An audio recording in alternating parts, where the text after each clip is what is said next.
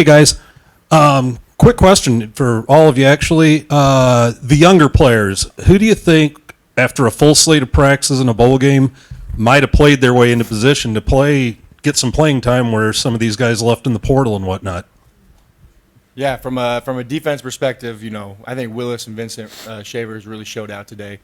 I'm really proud of those guys just because of how hard I've been on them the last few weeks while we're getting bowl prep. And, it goes to show, Vincent had a day and Willis finally, became or started to become the player that we knew he could become. I was glad to see Quentin out there get his first touchdown. Also from a defense standpoint, too, I say Donovan. He played his ass off today. I ain't going to lie. So. I think Ja'Cory obviously played his what he does. They probably said all the guys' names. Everybody stepped up, so I'm proud of them. You are a young guy. I was saying. I said myself. Hey, Rahmir. Right. Steve Mark with Inside Nebraska. Matt Rule just came out and told us about your mom passing away in November and how you stuck with the team. Only went back home once during the bye week. Just talk about that experience and what led you to want to stick with the team and come back and finish this thing out. Yeah. When I came back from my 6th year, I wanted to do something special. And everything I do is for Nebraska, is for this team. So when I found out the news about my mom passing, I told Coach Drew, I don't want it to be a big distraction, or I don't want the team to be remember, I'm sorry for your loss and all that stuff. But that's what it means to be a Cole and Husker man. I love this program. I'm dedicated to this place, and even with news like that, I still want to play for these guys, and that's just the type of person I am. Hey everybody, Sam McEwen with the Omaha World Herald. All three of you were on the field for the defining play of the game. What was the message in that huddle about what you needed to do on 4th and 2, and then to watch Rahmir get it done? What was that feeling like? So this is for all three of you. That's a play that's in fall camp. That's day one install, set the tone, and kind of our DNA. Get downhill, run the ball, and I think whoever sees number 9 running at him like that, they're gonna duck out of the way. I think the touchdown, we ran the same play, looked like he chokeslammed him or something. So that's a tone setting play for us. We know when that play is called, it's time to go to work and get the win. I'm not an offensive dude. But you were on the field for the play. He was on the field. It was a big back play, obviously, but coach was just like, get the first down, protect the ball, and he was like, this is your city, man. Let's finish it the right way. And I saw the lane. Ty created the lane for me, and we got the first down. We got the bowl win, and here we are today. Yeah, I just told Rahmir to follow me. And on the edge, I saw 3 dudes, and they all kind of stopped when they looked at me. And then I felt Rahmir hit the seam, and then I got right behind him to make sure, he could keep going. So, no, I'm out there. I don't know much except just go hit somebody. Hi, all. Over here, sorry. Vienna from Nebraska Unlimited. So I was wondering, this is for all three of you, what does winning this bowl game mean to each and every one of you? I'd say for me, and I can probably speak for Rahmir as well, just being here for 6 years, having that opportunity to come back and to finally, the goal was when we first got here was leave this place better than we found it, to start something new, to lay that foundation for the years to come. And I think with today's win, us older guys were able to do that for guys like Dylan to keep it going and keep building up this program for the years. Well said. He said it perfectly. Yeah, I think it was just sending these guys out on a high note. Personally, I wanted this one for Rahmir, like what he said he'd been through. It's just a tight-knit group, and it kind of sucks. It's our last game together, stepping on the field together, but that's life, and, we'll be champions forever now. Sir. Hey, Rahmir, all the way in the back over here. To your left, yeah. Gotcha. Trey Redfield with NTV News. You finish as a bowl champion, and you have that trophy in front of you just a burrow over from where you grew up. How special was it to win and do what you did today from just being in your hometown right here in New York City? Yeah, it was real special. I'm just every time I was just looking up in the crowd, seeing who I would see. I saw my old youth football team, the Harlem Jets, in the corner. I saw my family in the end zone where I scored at. It just meant a lot, man. I mean, for me, it's like I played my last game in the city against the team, which was my first offer, and to go out with a dub. I mean, this is special. Like Todd said, we worked 6 years to get to this point, and I'm glad we left the field as a winner, and I'm glad we paid the way for the future to my right, and I see special things coming in the near future for this team. Hey guys, over here, Mitch Sherman from the Athletic, Ty, and Dylan. Can you guys speak to the emotions that you feel for Rahmir sitting next to him right now? Ty, being with him for 6 years, Dylan, the time that you spent with him in the last year, and just knowing what this year has been like for him. Yeah, I mean, I told Rahmir in the locker room after that, I said, this is for life. This brotherhood that we built.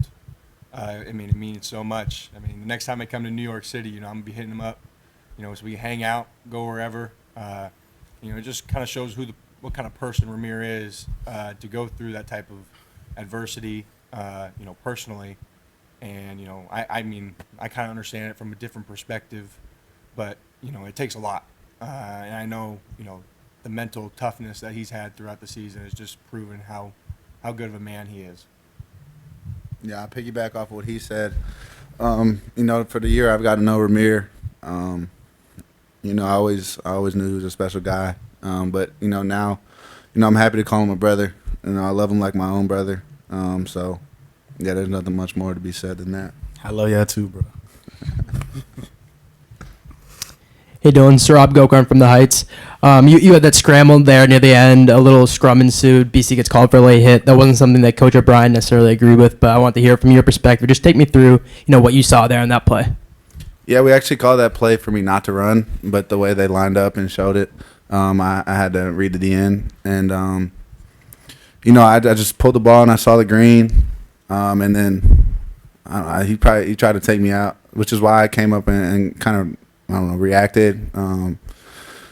But I guess it's just kind of the fire in me, kind of, games on the line. I laid on the line for my team. So, I got up. I knew I wasn't going to do anything, but, my lineman came in and kind of cleaned up for me. Obviously, there's John Schwartz, Yankees Magazine. There's so much focus, understandably, on the playoff. But now that you've been through this experience of preparing for and playing in this game, what do these bowl games mean, both in terms of what you can gain competitively from them, but also just the experience as teammates?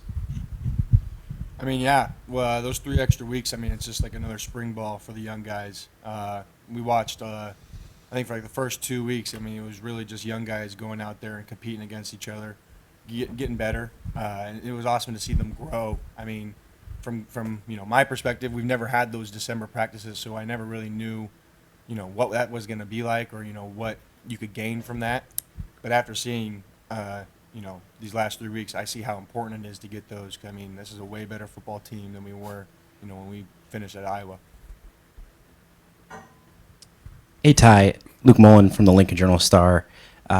The defense came up with several big 4th down stops. Just what did you think of the way you guys played in those big moments, being able to get off the field? Yeah, we knew they were going to be going for it on 4th down. That's just kind of who they were.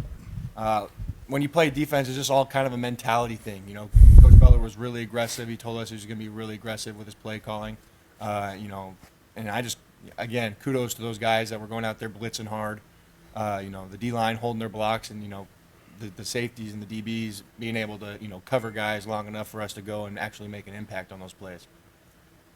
Joseph Meyer, Daily Nebraskan, right here. Ty, you played with Javin Wright for a long time. He's been through a lot, just like Rahmir. But for him to lead the team of tackles today and kind of go out on a high note, how cool is that? And what has he meant to you as a defender on that side of the ball? You said John? Javin Wright. Oh, Javin. Javin. Yeah, man. Both being Arizona kids, me and him were roommates for like a year or two. Just to watch, every year it seems like, something new, some new adversity for that kid, for that guy. I love him. I love him to death like a brother. Just to watch him persevere. He's always got a smile on his face. He's just the most, overjoyful guy ever, even, facing all the health issues he's faced. To be able to watch him go out there and fly around and be happy. I can't remember what play it was, but I think he tripped or fell or something. He just comes off of the sideline laughing and smiling. I'm like, "What are you laughing for?" And he's like, "I tripped over everyone and fell into the pile." And so, I mean, that just goes to show what kind of guy he is. Hey, Dylan, Steve Mark with Inside Nebraska. Donovan Jones, we knew him as a safety. He's out there playing corner. When you're at practice and you're throwing against Donovan Jones, from your perspective, what kind of corner is Donovan Jones? I mean, what do you see from Donovan Jones as a corner? Yeah, I think he's the next wave of great corners that come through here. I think what makes him great is just his competitive spirit. He's not going to take no for an answer, and he's going to go compete for what he wants. So I think normally when you put those two together, you get a damn good football player. So Donovan being in our class, super proud of him, and he showed why he can play at this stage and this level.